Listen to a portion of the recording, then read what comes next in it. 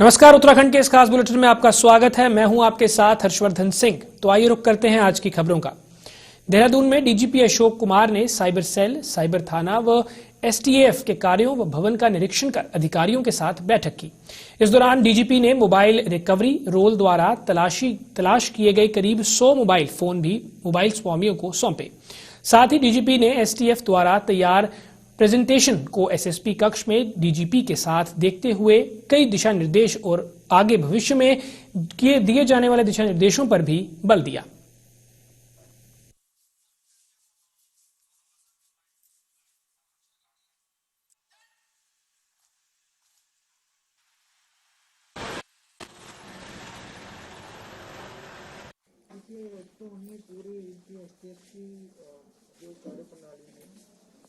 साल भर में पिछले दिनों में इनके काम रहे हैं उसका रिव्यू किया और STF anti drug task force cyber police crime station में सभी शाखाओं की समीक्षा की और जो मुख्य बातें जो निकल करके आई हैं वो बता देंगे। एक तो कुल इनामी अपराधी स्टेट के 202 हैं, 202 उनमें से 91 ऐसे हैं जो 5000 से ऊपर के। इसकी टास्किंग इनको की गई है कि एसटीएफ का भी 5000 से ऊपर के इनामियों के एसटीएफ भी पकड़ेगी। तो हमने इनको कहा है कि कम से कम साल में जो है ना 50 इनामी अपराधी पकड़े। अभी इनकी एवरेज 10-12 पे है। हमने कहा साल में कम से कम 50 इनामी अपराधी पकड़े, ये टारगेट दिया है। दूसरा, जो गैंग्स हैं, जो एक्टिव गैंग्स हैं उनको रजिस्टर कराएं। तीसरा, इनकी संपत्तियां अटैच करवाएं एसएसपी से कोऑर्डिनेट करके। और जो अपराधी जेलों से ऑपरेट करते हैं उनकी वॉइस सैंपलिंग करवाएं, वॉइस सैंपलिंग, आवाज का सैंपल, इससे भविष्य में मिलान हो सके कि किस अपराधी की आवाज है अगर कोई वो आता है।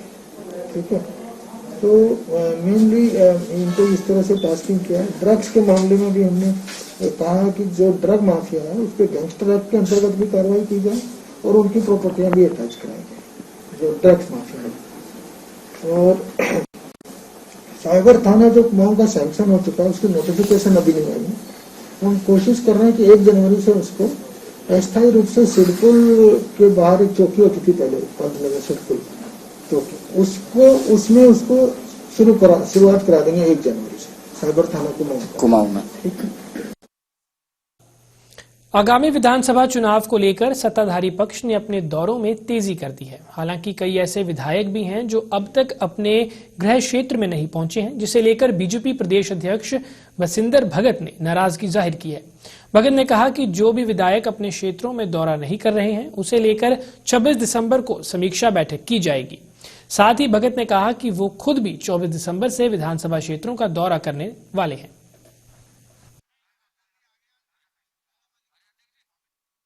मुझे पता लगा है दौरा कर रहे हैं, जो नहीं कर रहे हैं उनको भी कहा जाएगा कि दौरा करें और 26 तारीख को इसकी समीक्षा करेंगे। ठीक है। अभी तक मेरे को जहां तक सवाल है, मैंने तो पहले ही घोषित कर रखा था उनके कहने से पहले से ही 24 तारीख से मैं दौरा करूंगा। 24-25 मेरा दौरा यहाँ है, फिर 28 कोटद्वार है, 29 जसपुर है और 30 काशीपुर है। उसके बाद ब्रेक करके फिर अल्मोड़ा की विधानसभा। मंत्री विधायक कोरोना काल का साया क्रिसमस पर भी पड़ता दिख रहा है। देहरादून के डीएम आशीष श्रीवास्तव ने कहा कि क्रिसमस डे पर जो भी आयोजन होगा वह भारत सरकार की कोविड-19 की गाइडलाइंस के अनुसार होगा। उन्होंने कहा कि क्रिसमस डे के अवसर पर विशेष प्रार्थनाओं का भी आयोजन सरकार द्वारा किया जाएगा और पूरी कोविड-19 गाइडलाइंस को फॉलो किया जाएगा।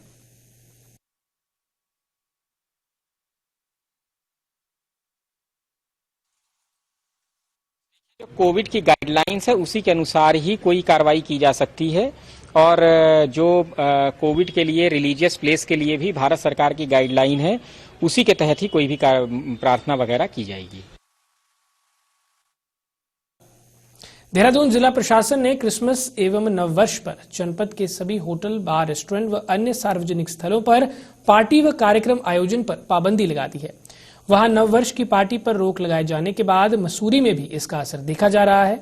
होटल संचालकों के साथ स्थानीय लोगों में भी मायूसी छा गई है। आपको बताते चले कि मसूरी में क्रिसमस व नए साल की तैयारी को लेकर सभी छोटे बड़े होटलों प्रबंधकों द्वारा तैयारी की गई थी, जिसके लिए सभी होटलों प्रबंधकों द्वारा एडवांस बुकिंग भी कर दी गई थी। ऐसे में अचानक आए जिलाधिकारी के निर्देशों के बाद होटल मालिकों और कर्मचारियों में भारी मायूसी है।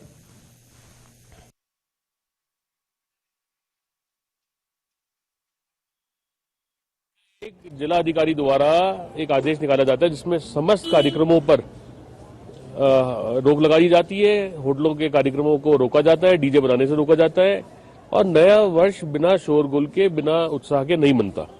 साथ में हमारे जो क्रिस्तान भाई हैं उन्हें बड़ा बुरा लगा जब क्रिसमस के दिन कार्यक्रमों का मनाना मना किया गया।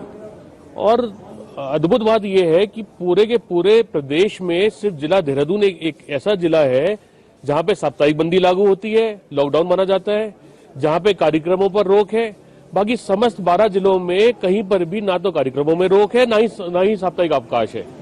नहीं, देखिए, इस तरह के बेतुके आदेश जो समय समय पर सरकार द्वारा जारी कर दिए जाते हैं बिना किसी व्यवसायी को विश्वास में लिए हुए या एक्चुअल ग्राउंड पर जाकर उन स्थितियों का जायजा लिए हुए, इससे मसूरी में जो व्यवसायी हैं, चाहे होटल व्यवसायी हों, अन्य व्यवसायी हों, उनको आर्थिक रूप से बहुत बड़ा नुकसान है। क्योंकि इस बार पूरे वर्ष भर पूरे प्रतिष्ठान बंद रहे हैं, काम वैसे ही नहीं चल रहा है। थोड़ा टूरिस्टों का आने का हुआ भी, जब एक बार फ्लो बनना शुरू हुआ तो एडवांस बुकिंग थी, लेकिन इस आदेश के बाद एकदम से बुकिंग भी कैंसिल हो रही है और टूरिस्ट का रुख भी अब मसूरी की तरफ ज्यादा नहीं है। 25 दिसंबर दुनिया में क्रिसमस डे सबसे बड़ा त्योहार के रूप में मनाया जाता है। मसूरी में कम से कम नहीं भी होंगे तो 6-7 चर्च हैं, उनकी डेकोरेशन होती, उनमें घंटे बजते, मिठाइयाँ बजती, हमेशा से ही होता था, सेलिब्रेट होता था। अब थोड़ा दिक्कत की बात हो गई, ना तो 25 तारीख सेलिब्रेट होगी क्रिसमस की, और एक दूसरी तरफ 31 की जो तैयारियां होटलों ने कर रखी थी, बड़े बड़े होटल थे, 5 स्टार होटल थे, उन सब पे आपने रोक लगा दी। तो एक दिक्कत का काम है कि जो मसूरी वासी पहले ही परेशान था, अब और ज्यादा परेशान होगा। टूरिस्ट परेशान होने के लिए तो आता नहीं है, तो लिहाजा एक टूरिज्म सेक्टर को भी और हर वर्ग को एक धक्का लगेगा इस बात से कि भाई उत्तराखंड में और विशेष रूप से मसूरी में जो रौनक होनी चाहिए थी, नैनीताल में जो रौनक होनी चाहिए थी, वो नहीं हो पाएगी। अब देहरादून के जिलाधिकारी आशीष श्रीवास्तव ने केंद्र और राज्य सरकार की स्वरोजगार योजनाओं को लेकर बैठक की। बैठक में बैंकों के कामकाज की समीक्षा की गई। इस अवसर पर डीएम ने कहा कि बैठक में बैंकों के प्रदर्शन के साथ साथ सरकार द्वारा जारी कल्याणकारी योजनाओं को लेकर चर्चा की जाएगी। उन्होंने कहा कि कुछ बैंकों का प्रदर्शन ठीक नहीं है और उन्हें इस तिमाही में अपने प्रदर्शन में सुधार लाने की चेतावनी दी गई। उन्होंने कहा कि कोरोना के कारण बैंकों की सीडी रेशियो में गिरावट आई है और बैंक अधिकारियों को अपनी सीडी रेशियो में प्रगति करने के निर्देश दिए गए।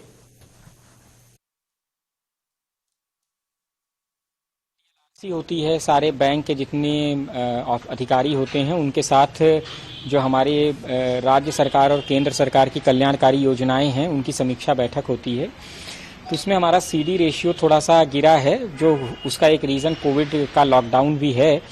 उनको कहा गया है कि अगला जो ये क्वार्टर अभी दिसंबर में ख़त्म होगा, इसमें ये सुधार जो है सभी ने कहा है कि ये होगा, तो वो तब रिव्यू किया जाएगा। बैंक वाइज आज रिव्यू करने के बाद कुछ बैंक हैं जिनकी प्रोग्रेस अच्छी नहीं रही है, जिन्हें कहा गया है कि अपनी प्रोग्रेस को ठीक करें। अगर वो ऐसा नहीं करते हैं तो फिर जो उनके संबंधित वित्त मंत्रालय है उसको हम अवगत कराएंगे कि इन बैंकों को जो है प्रगति उनकी ठीक कराई जाए।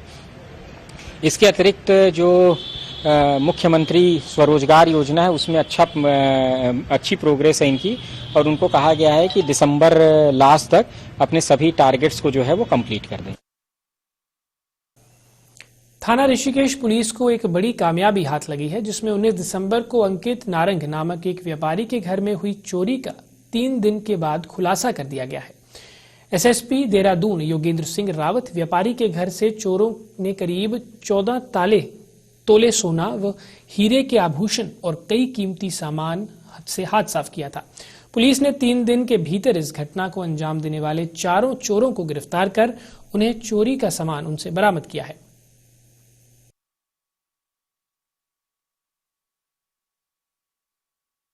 ये ऋषिकेश से संबंधित घटना है, जहां पर श्री अंकित नारंग हैं, उनके घर में 19 तारीख को चोरी हुई थी, जिसमें करीब 12 तोला सोना और कुछ डायमंड्स के ज्वेलरी वगैरह की चोरी हुई थी। तो पुलिस ने इसमें काफ़ी तत्परता से कार्रवाई करके 3-3.5 दिन के अंतर्गत इस केस को वर्कआउट करके और इसमें 100% बरामदगी की है, और जिसके लिए की पूरी पुलिस टीम बधाई की बात। कोतवाली पुलिस ने स्मैक तस्कर को सिडकुल क्षेत्र से गिरफ्तार कर उसके कब्जे से 11 ग्राम स्मैक, नकदी और एक बाइक बरामद की है। आरोपी की पहचान ग्राम पैसनी निवासी भजन सिंह पुत्र गुरदीप सिंह के रूप में हुई है। शक्ति फार्म चौकी इंचार्ज एसआई चंदन सिंह बिष्ट ने बताया कि वरिष्ठ पुलिस अधीक्षक उधम सिंह नगर द्वारा पूरे जिले में अभियान चलाया जा रहा है। उसके अंतर्गत जेल कैंप रोड सिडकुल की तरफ बंदे के पास से पुलिस ने संदिग्ध व्यक्ति को देखा और तलाशी लेने पर उसके कब्जे से 11 ग्राम अवैध स्मैक बरामद की।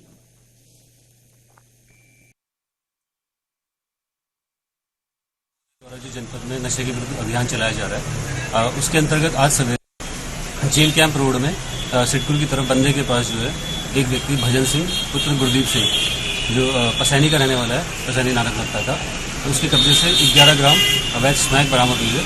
इसके अतिरिक्त एक टीवीएस अपाची मोटरसाइकिल जिसमें वो उसका परिवहन कर रहा था स्मैक का, उसको भी पुलिस कब्जे लिया गया है। और इसके अतिरिक्त 6,580 रुपये उससे बरामद हुए जो उसने स्मैक बेचकर अर्जित किए थे। बाकी उसके आपराधिक इतिहास के विषय में पता लगाया जा रहा है और माननीय न्यायालय के समक्ष पेश कराया। लक्सर थाना पुलिस ने एक मुखबिर की सूचना पर कार्रवाई करते हुए लूट के आरोपी को तमंचे और कारतूस के साथ गिरफ्तार किया। कोतवाल हेमेंद्र नेगी ने बताया कि लूट के एक मामले वांछित चल रहे थे। सचिन को 2 टीम बनाकर गिरफ्तार कर लिया गया, जिसके पास से तमंचा और जिंदा कारतूस 12 बोर भी पाया गया। अभियुक्त का आपराधिक इतिहास भी काफी लंबा बताया जा रहा है। बताते चलें कि एसएसपी के निर्देशन में लूटपाट की घटनाओं के खुलासे के लिए एक अलग ही टीम बनाई गई है।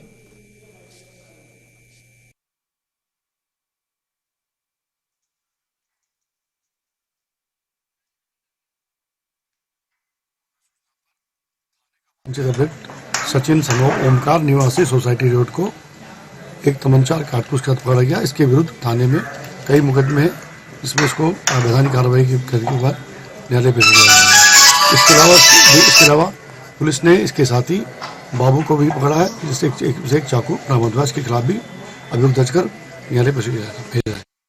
ये बढ़ते हैं अगली खबर की ओर। 2022 विधानसभा चुनाव को लेकर भारतीय जनता पार्टी ने अल्पसंख्यक समुदाय पर डोरे डालने शुरू कर दिए हैं। मुख्यमंत्री के विधानसभा क्षेत्र डोईवाला के कुड़कावाला में भाजपा नेताओं व उत्तराखंड हज कमेटी के सदस्य इस्लाम अहमद के नेतृत्व में अल्पसंख्यक समुदाय से जुड़े सैकड़ों कार्यकर्ताओं के साथ मीटिंग का आयोजन किया गया, जिसमें सलीम अहमद के भाजपा अल्पसंख्यक प्रदेश मंत्री बनाए जाने पर उनका स्वागत भी किया गया।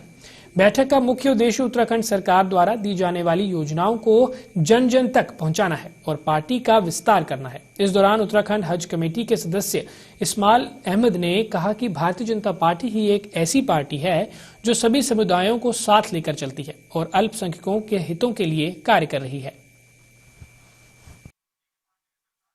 हमने अल्पसंख्यक मोर्चा के नवनियुक्त प्रदेश मंत्री जनाब हाजी सलीम अहमद का यहाँ स्वागत किया है। अपने समाज के बीच में इनको बुलाया है, इनसे जो है भाजपा की नीति के बारे में जाना और भाजपा को किस तरीके से मजबूत किया जाएगा, इन सब चीज़ों के साथ जो है हम लोगों ने एक मीटिंग की है और आने वाले 2022 के इलेक्शन को लेकर ये तैयारी की है कि हम यहाँ से जो भी हमारी पार्टी के सिंबल पे चुनाव लड़ेगा उसके साथ कंधे से कंधा मिलाकर चलेंगे। अल्पसंख्यक मोर्चा पूरा का पूरा उस आदमी के साथ तन मन धन से काम करेगा। पार्टी ने जो हमको एक सम्मान दिया, जिम्मेदारी दी, वो पार्टी में काम करने के लिए दी और पार्टी को आगे बढ़ाने के लिए दी। खास करके जो हमारा अपना समाज है, मुस्लिम समाज है, उसमें काम करने की जिम्मेदारी हमारी ज़्यादा बनती है। वैसे तो पार्टी उत्तराखंड में इतनी मजबूत है कि कोई भी पार्टी, भारतीय जनता पार्टी के सामने कोई पार्टी आज की तारीख में नहीं टिक रही, लेकिन फिर भी हमारा कर्तव्य यह बनता है कि हम अपने समाज को ईमानदारी के साथ और मेहनत के साथ पार्टी के साथ जुड़ें, क्योंकि इस पार्टी ने मुस्लिम समाज को और पार्टी के मुकाबले बहुत ज़्यादा सम्मान दिया। मुस्लिम समाज पार्टी से जुड़ रहा है और विश्वास कर रहा है और वो जुड़ता जा रहा है और काफ़ी संख्या में हम जोड़ने की कोशिश कर रहे हैं और मेहनत कर रहे हैं। रुड़की के सिविल लाइन स्थित डाक बंगले में आयोजित बीजेपी के कार्यक्रम में पार्टी नेताओं की ओर से कोविड-19 के नियमों की खुलेआम धज्जियां उड़ाई गई। कार्यक्रम में नगर निगम के मेयर गौरव गोयल और जिला पंचायत अध्यक्ष सुभाष वर्मा के साथ बीजेपी के कई बड़े नेता शामिल थे। बता दें कि बीजेपी नेता सुभाष वर्मा को जिला पंचायत अध्यक्ष के पद पर 1 साल पूरा हो गया है। जिसकी खुशी मनाने के लिए डाक बंगले में एक कार्यक्रम का आयोजन किया गया था, जिससे भाजपा के कई बड़े नेता पहुंचे थे। इन नेताओं में नगर निगम के मेयर गौरव गोयल भी शामिल थे, जिन्होंने ना तो सोशल डिस्टेंसिंग का कोई पालन किया और ना ही मास्क का उपयोग किया।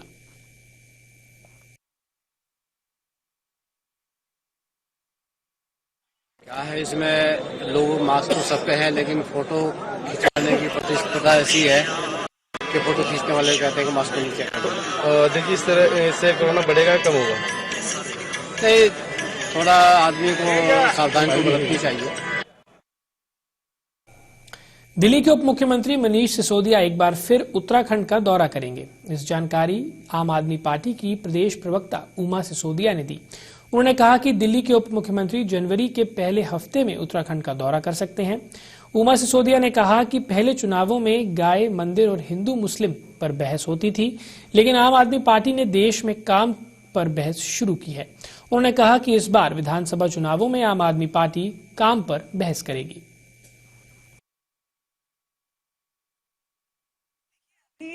नए साल पर मनीष जी के आने का प्रोग्राम तय हुआ है। डेट और टाइम अभी डिसाइड नहीं हुआ है, लेकिन ये हमारे हिंदुस्तान के इतिहास की एक सबसे बड़ी घटना इस समय घटने वाली है उत्तराखंड की वादियों में कि काम पर बहस होगी। अभी तक हमने बहस देखी है गाय पर, गोबर पर, मंदिर पर, मस्जिद पर, हिंदू पर, मुसलमानों पर, क्षेत्रवाद पर, सांप्रदायिकतावाद पर, पहाड़ियों पर, मैदानियों पर हमने ये बहस देखी है। आज उत्तराखंड के इतिहास में नहीं, हिंदुस्तान के इतिहास में पहली घटना होगी कि हम लोग बहस करेंगे काम पर, कि आप अपने काम गिनाइए, हम अपने काम गिनाते हैं। मदन कौशिक जी ने कहा हम अपने 100 काम गिनाइए। बिल्कुल, आप 100 काम गिनाइए, हम फिर आपके काम गिनाते हैं कि आपके जो 100 काम आप लोग गिना रहे हैं ये काम नहीं है, सिर्फ किताबों में, सिर्फ फाइलों में आप लोगों ने काम किए हैं। तो मैं साधुवाद देना चाहती हूँ हम अपने उप मुख्यमंत्री जी मनीष सिसोदिया जी को कि उन्होंने हिंदुस्तान की राजनीति में एक नई बहस का जन्म दिया है कि अब जो हिंदुस्तान में जो वोट पड़ेगा, जो राजनीति में जो काम होगा, अब काम पर बात होगी, ना कि हिंदू मुस्लिम और सांप्रदायिकतावाद और क्षेत्रवाद पर। लालकुआं के बेरोजगारों ने सेंचुरी पल्प एंड पेपर मिल पर वादा खिलाफी का आरोप लगाया है। बेरोजगारों ने भारतीय चैतन्य बौद्ध संघ के बैनर तले मिल प्रबंधन के खिलाफ प्रदर्शन भी किया। प्रदर्शन की अगुवाई कर रहे भारतीय चैतन्य बौद्ध संघ अध्यक्ष नवीन पंत ने कहा कि स्थानीय सेंचुरी पल्प एंड पेपर मिल प्रबंधन द्वारा 70% स्थानीय बेरोजगारों को रोजगार देने का वादा किया था, लेकिन आज तक प्रबंधन ने अपने वादे को पूरा नहीं किया। उन्होंने कहा कि मिल प्रबंधन स्थानीय बेरोजगारों के बजाय बाहरी लोगों को रोजगार उपलब्ध करवा रहा है, जिससे स्थानीय बेरोजगार हताश हैं।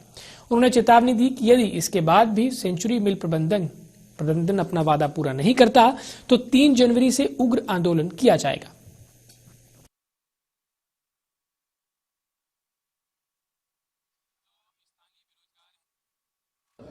उन लोग को रोजगार मिले। सेंचुरी जो है उसने पहले ही लिख के दिया है कि 70% हम स्थानीय युवाओं को बेरोजगार को रोजगार देंगे, लेकिन इसमें कोई सुनवाई नहीं है। ये बाहर के लोगों को यहाँ पे नौकरी मिलती है, बेरोजगार यहाँ के स्थानीय बेरोजगार जो हैं उनको नौकरी नहीं मिलती है, वो लोग बेरोजगार हैं और उनको गलत कामों में बाध्य हैं। आज युवा नशा क्यों करता है, पढ़ा लिखा युवा जो है गलत काम क्यों करता है, क्योंकि उसको रोजगार की तलाश में रोजगार नहीं मिलता और इसलिए वो गलत काम में वो होता है। यही है कि आप जो है स्थानीय युवाओं को रोजगार दीजिए, 70% जो है आपका उसमें स्थानीय युवाओं को, ताकि यहाँ के जो युवा हैं, पढ़े लिखे युवा या फिर जो भी युवा हैं, उनको रोजगार मिले।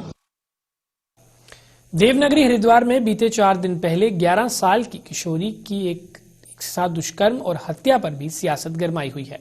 आम आदमी पार्टी की प्रदेश उपाध्यक्ष रजिया बेग ने हरिद्वार पुलिस पर इस घटना को लेकर सवाल खड़े किए हैं। उन्होंने आरोप लगाया है कि अब तक मुख्य आरोपी को भी पुलिस पकड़ नहीं पाई है। इससे अंदाजा लगाया जा सकता है कि पुलिस इस घटना को लेकर कितनी गंभीर है। आप प्रदेश उपाध्यक्ष ने पुलिस से जल्द मुख्य आरोपी को गिरफ्तार करने और पीड़ित परिवार को न्याय देने की मांग की है। को विदित हो चुका होगा, 4 दिन पहले की घटना है देवनगरी में, जहां देवों का वास है। उस नगरी के अंदर एक दुर्दान घटना होती है और 11 साल की एक बच्ची, मासूम बच्ची, और उसी के पड़ोस में एक आदमी उसके साथ घर में उसे बुला के उसके साथ गलत काम होके और उसे उसकी हत्या कर दी जाती है। कहने का ये सवाल है कि मैंने पुलिस पे इसलिए सवाल उठाया है कि जब पड़ोस में भी लोग सुरक्षित नहीं हैं, बेटी हो या बेटे हो या महिलाएं हो, पड़ोस के अंदर भी 10 कदम की दूरी पे घर है, खाली घर है, उसमें एक छोटी बच्ची जो 11 साल की थी उसको बुलाया जाता है और उसके साथ दुष्कर्म करके उसकी हत्या कर दी जाती है। आज क्या पुलिस इतनी लाचार हो चुकी है कि 4 दिन के अंदर भी एक मुख्य आरोपी है उसे गिरफ्तार नहीं कर पा रही है, और जबकि एक जो अपराधी है वो पकड़ा जा चुका है। लक्सर में एक विवाहिता ने अपने ससुराल पक्ष पर उसका उत्पीड़न करने का आरोप लगाया है। पीड़िता ने आरोप लगाया है कि कुछ समय पहले उसका निकाह खरंजा कुतुबपुर के एक युवक के साथ हुआ था और शादी के बाद ही उसके ससुराल वालों ने उसका शोषण शुरू कर दिया था। बीते दिन भी उसके ससुराल वालों ने उसके साथ मारपीट की और उसे घर से बाहर निकाल दिया। पीड़िता ने एसडीएम पूरन राणा को प्रार्थना पत्र देकर इंसाफ की गुहार लगाई है।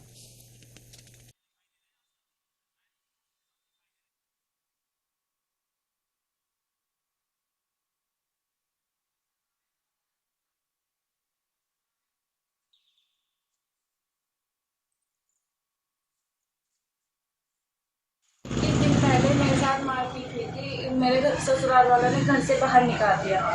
फिर मैं चाहती थी कि मुकदमा दर्ज हो, वहाँ पे भी मेरी सुनवाई किसी ने नहीं, क्योंकि फिर मैं आई, एसडीएम साहब को प्रार्थना पत्र दिया। एसडीएम साहब को प्रार्थना पत्र दिया, उन्होंने कहा तुम्हारी सुनवाई हो जाएगी, तुम्हारा मुकदमा दर्ज हो जाएगा।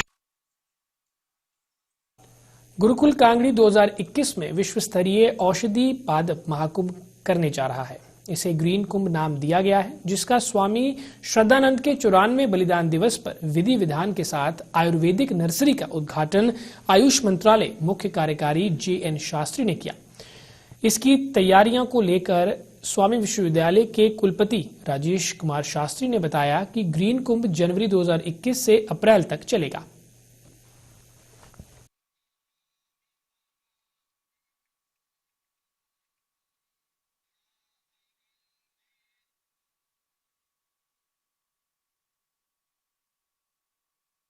कांगड़ी विश्वविद्यालय में औषधि वाटिका का उद्घाटन जो हुआ बहुत आनंददायक है। ये इसलिए है कि ये आपकी विश्वविद्यालय 100 साल से ज़्यादा पुरानी है और ये आपकी भारतीय संस्कृति के एक प्रतीक है। यहाँ भारतीय संस्कृति के साथ जुड़ा हुआ जीवन विधान है आयुर्वेद। ये आयुर्वेद में जो जड़ी बूटी जुड़े हुए हैं, यहाँ आज उद्घाटन करते वक्त 100 से ज़्यादा स्पीशीज़ जो प्रजातियाँ जो हैं यहाँ लाया गया और आगे और भी लेके आने वाले हैं। इसमें राष्ट्रीय पादप बोर्ड जो है अपनी सहयोग जरूर देगी और इसमें एक नर्सरी भी आगे करने के लिए मैं आज इनको बताया था।